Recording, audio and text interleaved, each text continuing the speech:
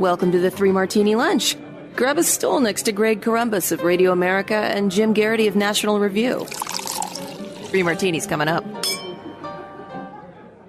And we're so glad you're with us for the Monday edition of the Three Martini Lunch. We've got 3 martinis for you today. The middle one's definitely bad. The last one's certainly crazy.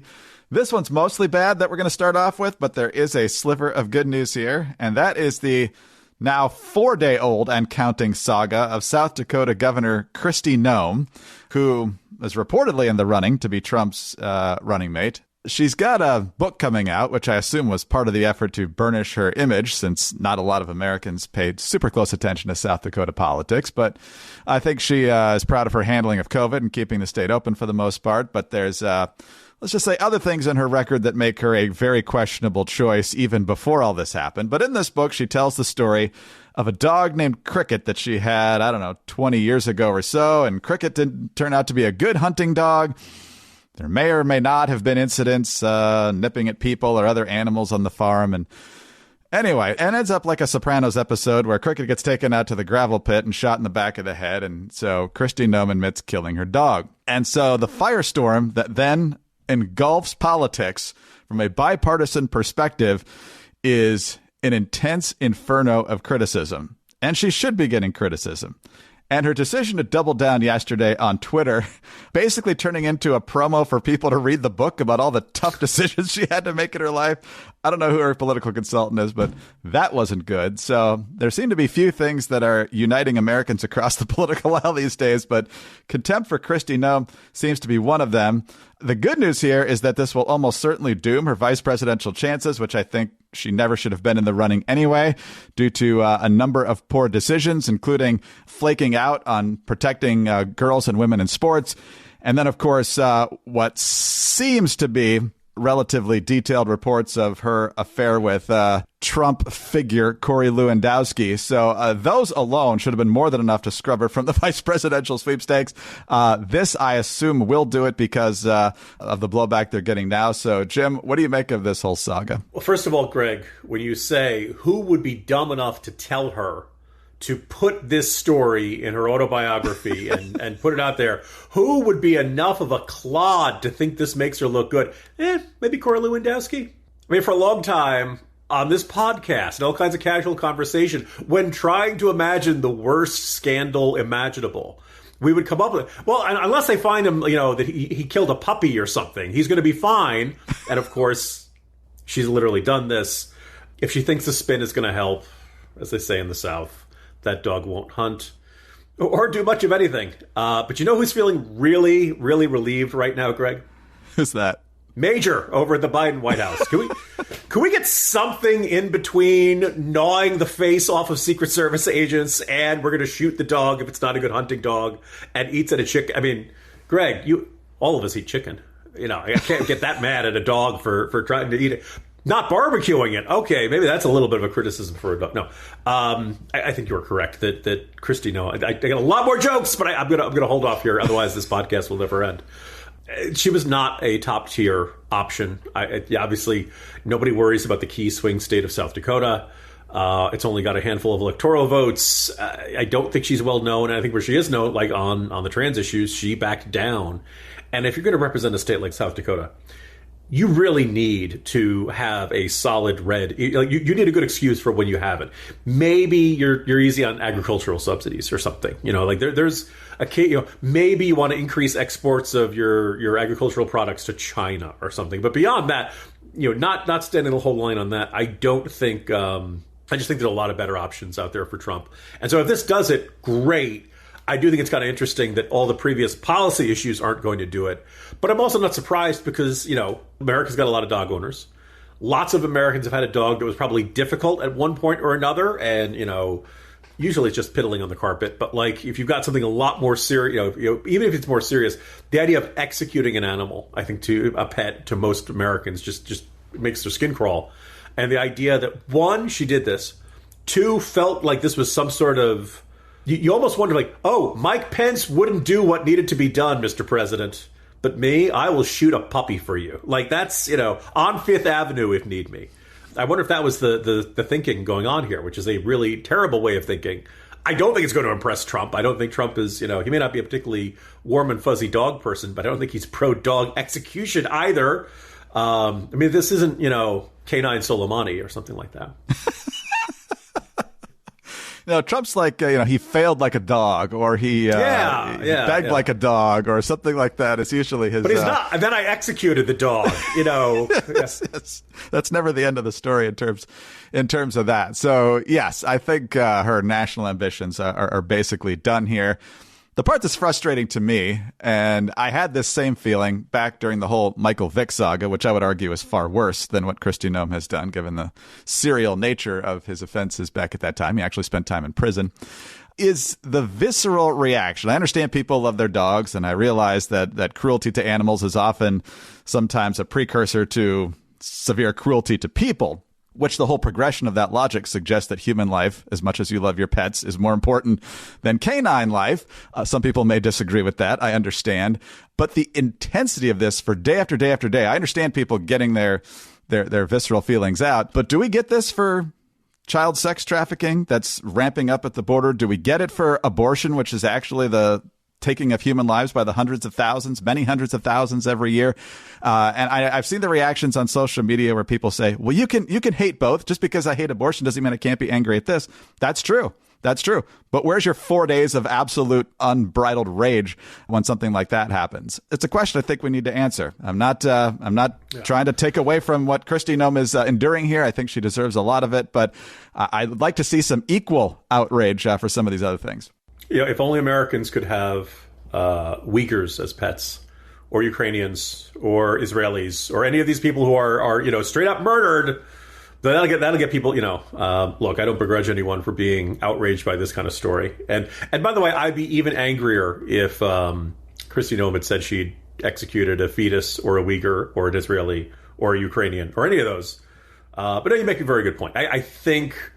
Probably it's because, like I said, everybody relates to it, everybody loves their pets, and there's just so many easy, cheap jokes opportunities, which I have partaken of way too frequently over the last couple of days, Greg. Kristi Noem has exercised poor judgment. I would argue the adultery is worse, assuming that's true. But and Corey Lewandowski on top of it. So that's a tough call because By the way, let's point out. By the way, keep in mind she has not put out the most effective defense she could make, which is say, okay, yes. I shot a dog. I killed a dog. But at least I didn't eat it. Unlike some presidents we know. It's a Barack Obama joke if you haven't been with us for too long. I reckon he was living in but Indonesia. Barack Obama ate a dog. That was the ultimate counter-argument. Should have worked in 2012, but anyway. I really wanted the Romney campaign song to be "The Dog Days Are Over." I saw that joke, too, is that she was really campaigning to be running mate in 2012, 12 years in the past. And you complained about putting the dog in a cart on the roof. Yeah, yes. A crate on the roof. How much we've changed. But Biden, I'm sure you've seen Biden's Twitter accounts. I'm sure he's not running them. Trying to make hay out of this by showing his dogs on the lawn, both dogs of which had to be removed from the White House because they keep attacking people.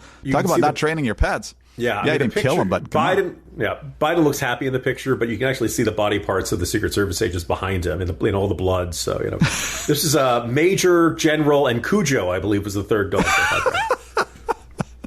Yes. Yeah, Biden doesn't have a lot of strong legs to stand on when it comes to dog because the dog bit the leg. But yes, I can keep going, Greg. This will be nothing but dog jokes and puns for the entire podcast. Oh, man. All right. Fast Growing Trees, biggest online nursery in the U.S. with more than 10,000 different kinds of plants and more than 2 million happy customers right here in the U.S. They have everything you could possibly want, like fruit trees, palm trees, evergreens, houseplants, and so much more. One of their top sellers, dogwood. Whatever you're interested in, they have it for you. Find the perfect fit for your climate and space. Fast Growing Trees makes it easy to order online, and your plants are shipped directly to your door in just 1 or 2 days. And along with their 30-day Alive and Thrive guarantee, they offer free plant consultation forever. We love our plants from Fast Growing Trees. The Monstera had been in the living room. Now it looks great in my wife's office upstairs. Here in my office, we've got the fig I guess we don't have the fig tree. Oh, it's in the living room now. Fig tree's in the living room. Anyway, but we also love our spices, the oregano, the basil, definitely making our meals even tastier than usual. This spring, Fast Growing Trees has the best deals online, up to half off on select plants and other deals. And listeners to our show get an additional 15% off their first purchase when using the code Martini at checkout. That's an additional 15% off at fastgrowingtrees.com using the code Martini at checkout. Fastgrowingtrees.com, code Martini. Offer is valid for a limited time. Terms and conditions may apply. All right, there's people looking for Kristi Noem to get prosecuted for animal cruelty. I'm not sure what the statute of limitations is on that in South Dakota or if it qualifies, but nonetheless, crime overall is confusing. The left is desperately trying to make us believe that crime, and especially violent crime, is plummeting. Some are claiming that it's at 50-year lows. Let's tap the brakes on that a little bit here in a couple different ways. First of all, good report from the Washington Examiner earlier this month from Mark Morgan and Sean Kennedy about the disparity between the crime statistics, the official crime statistics we get from the FBI, and what's actually happening across the country, because the FBI is using this thing called the National Incident-Based Reporting System, NIBRS. Let's just say the numbers aren't coming out the same, and the FBI numbers are lower, and it's because the system is so cumbersome to use. The FBI's preliminary 2023 data show that murder declined by 13.2% across the country, and violent crime dropped 5.7% compared to 2022 levels. Various news headlines have reported the FBI's numbers unquestioningly, claiming murder is plummeting and violent crime declined significantly to pre-pandemic levels. But these latest figures warrant skepticism, because part of the problem is how police departments report offenses to the FBI. The FBI asked and then demanded that law enforcement agencies transition away from the system they used for decades to a new, more detailed but onerous one. And that's the one we just explained. The 2021 mandate to use this system to submit crime data proved a disaster, as overstretched departments, especially in large cities, failed to reach compliance and thus did not submit data. In 2019, 89% of agencies covering 97% of the population submitted data. But by 2021, that coverage plummeted to less than 63% of departments, overseeing just 65% of the population. Chicago, Los Angeles, and New York City all failed to submit crime data. To increase participation, the FBI relaxed the requirement in 2022, allowing agencies to report via the legacy system. But the numbers are not showing up the same. For example, in Baltimore, the FBI reported 225 murders in 2023, but the city reported 262. So the FBI left out 37 murders. In Milwaukee, the police department reported a 7% increase in robberies, but the FBI showed a 13% drop.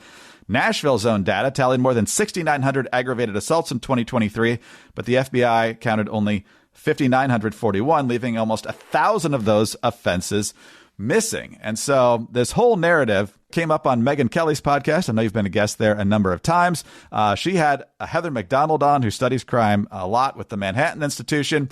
And here was her explanation of how things stack up between the latest numbers that we have and pre-pandemic numbers. Carjackings in 2023 are still up 93% compared to pre-George Floyd race riots of 2019. Car thefts are up 105% compared to 2019. Homicides are up 18%. The shameless strolls through supermarkets and convenience stores and jewelry stores with people without any fear of punishment, just dumping goods into their knapsacks. We've never had to lock up toothpaste before. This is not a mark of a civilization. The basic obligation of government is to protect property, the expectation of small business owners. It is not doing that.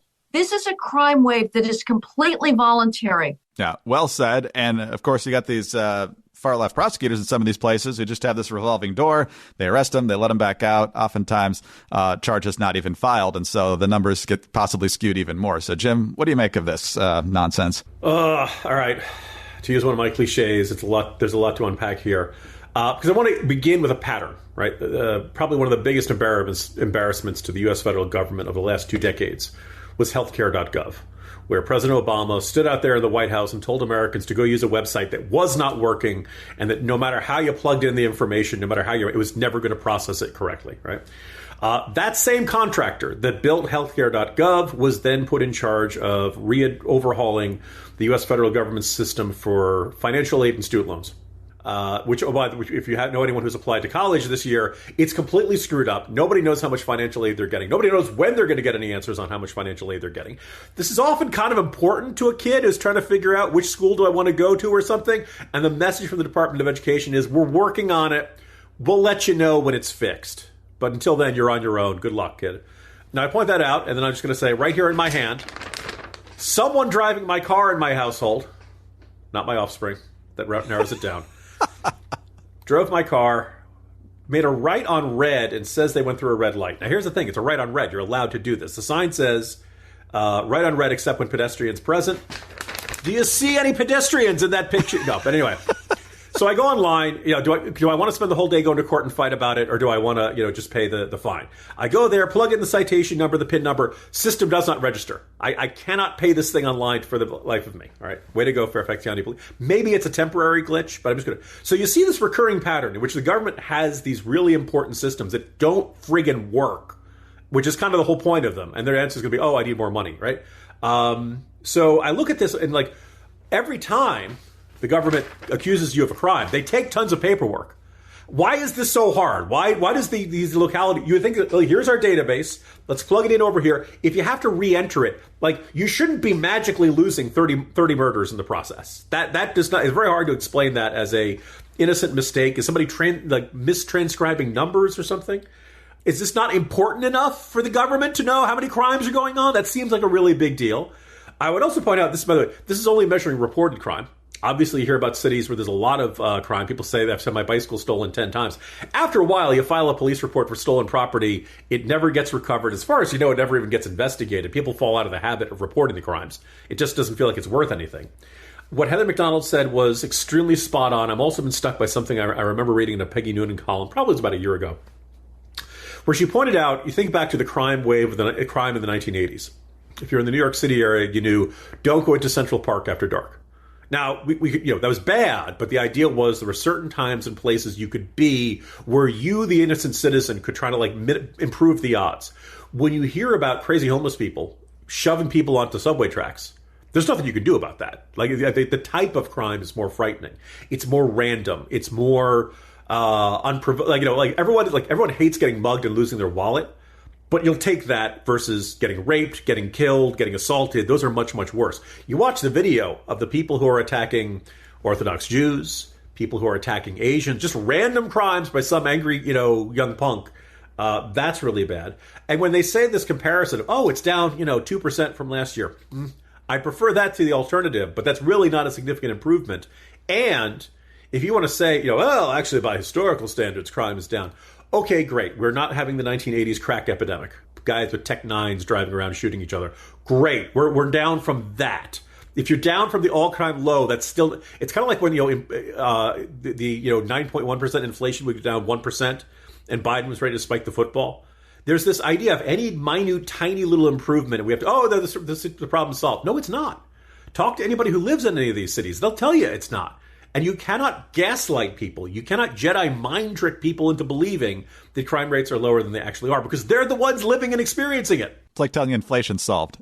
Yeah. Every trip to the grocery store tells you that's not the case. And there'll be some people listening to what Heather McDonald said and thinking, well, she's comparing it to 2019. It's probably down from 2021 or something like that when we had the big crime wave after the George Floyd situation, which she did reference. And that's probably true, but they used 2019 as a baseline to kind of where the world was before everything went haywire. And let's not forget. Yeah, exactly. And let's not forget, it's not the entirety fault of Democrats about the crime wave that erupted at that point, but they coddled a lot of those criminals. Kamala Harris still has a tweet up about how to donate to the bail fund for the people rioting in Minneapolis after that whole scenario played out for a week or so. And they constantly, we're making excuses. demonizing the police and all this other stuff. And then they're shocked that the crime rate went up because, the police were afraid to do much of anything because they didn't want to be prosecuted. And then when it comes down a little bit from that massive spike, again, they want to spike the football. It's kind of like, inflation year over year is now at 4%. And it's not at 9 or 10 anymore. Well, yeah, it's a little better than where it was, like $5 gas, but it's a lot worse than when you took over. Greg, the only person who's fighting crime the way it should be fought are Batman and that Georgia State Trooper who tackled that guy on campus. Oh, that was a good tackle. By the way, how that guy didn't get picked in the NFL draft is beyond me. Seriously, great form. Great form. I was going to say, Greg, that guy's got some dog in him, which is why Kristi Noem shot him. All right, Jim, on to our crazy martini now. And Saturday was what used to be colloquially known, I guess still is in some circles, as Nerd Prom, which is the White House Correspondents' Dinner, which at one time, many years ago, used to basically include the president and, White House correspondents. Now we have all sorts of random celebrities coming to these events. It was kind of interesting to watch them having to enter the hotel through this phalanx of protesters, anti-Israel protesters who will probably end up voting for most of these people anyway. But then you've got Kelly O'Donnell, who by most accounts is a delightful person, longtime White House correspondent and reporter for NBC. But her fawning over President Biden here definitely needs some commentary. Here's what she said about the president and the vice president, why it was so important that they came to the dinner, which is clearly a dig at President Trump, who refused to go to these things for 4 years. But here's what she said. Mr. President, Vice President Harris, Dr. Biden and Mr. Emhoff, we welcome you as we celebrate freedoms that are both enduring and repeatedly tested. Your presence here speaks clearly and loudly about the essential connection between a free press, freedom of speech, and the democracy we value.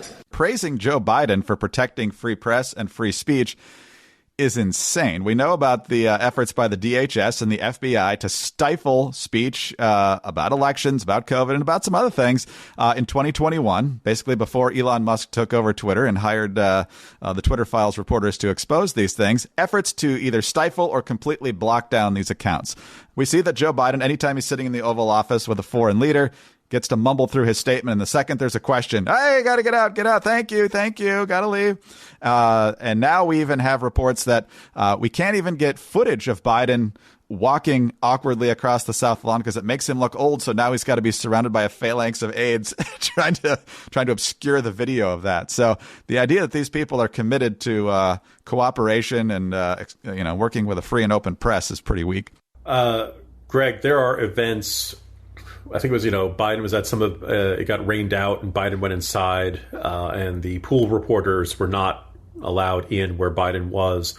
However, the videographer for the Biden campaign who was putting the footage up on TikTok was in fact allowed in there. The very same TikTok that is banned from all U.S. government devices. Somehow that's in the same room as the president. Hey, nothing to worry about. That's cool. I was very pleased to see Biden mention Evan Gorsovich of the Wall Street Journal. And, it's always nice to do this, but let's face it, this is a president who has not done a single sit-down interview with the New York Times. The New York Times, which is, alleged, but the Biden campaign is absolutely convinced the New York Times is out to get them. And we look at that and we're like, really? They're more protective than the Secret Service. Really, truly in the case of Vice President Kamala Harris, we're like, look, 99% of the Secret Service detail around Vice President Harris is sane. It's just that last 1% that's a problem there.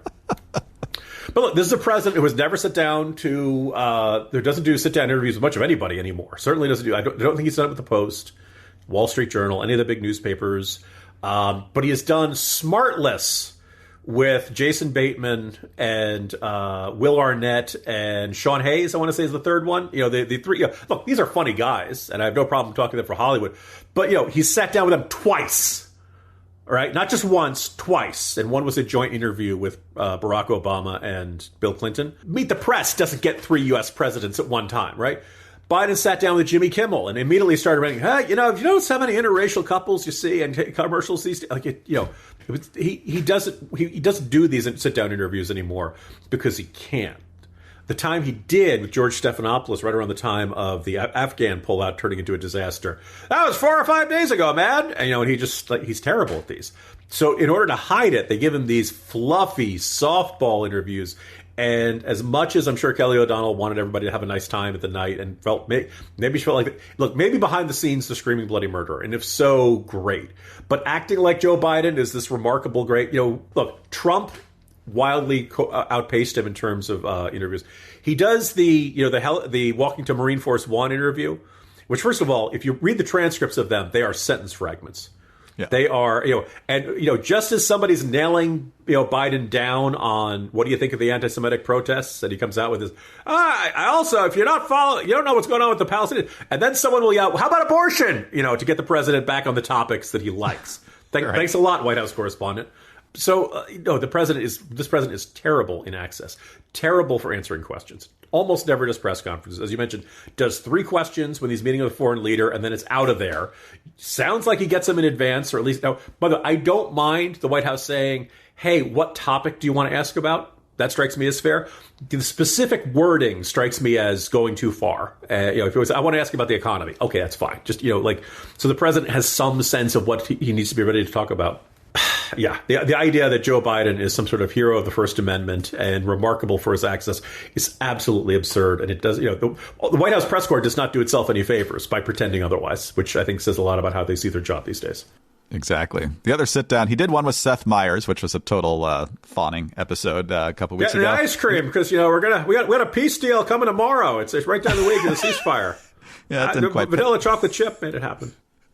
That didn't pan out. And they did one with Howard Stern, which is a whole psychological profile there. Howard Stern used to be, the rebel in chief on radio, and now he is basically just groveling before the left, I assume, to protect himself from being a victim of Me Too and everything he did for 30 years on the radio to It's the Jimmy Kimmel evolution. Jimmy Kimmel used to have girls bouncing up and down on a trampoline. And there, back in the 90s, 2000s, you could kind of have this pretty darn crude, guy-focused humor and all that stuff. Well, that's sexist now, and that looks a lot worse after Me Too and finding out that half of Hollywood was rapists. So all of a sudden, I'm very feminist right now and all that stuff. And I was never a huge fan of the old Howard Stern, but there was that sense of when he did when you sat down for one of those interviews, you never knew it was going to happen. I was always a bit more of an Imus guy. That'll get me canceled because Imus was a similar like there was this entire genre of shock jock. Yeah, you never know what I'm going to say. And as time got more and more politically incorrect, he was a sportscaster on HBO, and he did this promo, and his big closing in-your-face argument, and I think sports team owners should pay for their own stadiums. Yeah. And it was like edgy. That's the least controversial stand you could possibly take. And you're acting like, I'm 1990s Dennis Miller, Dennis Leary. I tell it like it is. I don't care. And puppies are cute, except to Kristi Noem. We've officially come full circle. All right. Jim, wow, what a weekend. All right, we'll see what we got on tap tomorrow. See you then. See you tomorrow, Greg. Jim Garrity, National Review. I'm Greg Corombos of Radio America. Thanks for being with us today. Do subscribe to the podcast if you don't already, and please tell your friends about us as well. Thanks for your 5-star ratings and your kind reviews. Please keep those coming. Get us on your home devices. All you have to say is play 3 Martini Lunch podcast. Follow us both on X. He's at Jim Garrity. I'm at Dateline_DC. Have a terrific Monday, and join us again on Tuesday for the next 3 Martini Lunch.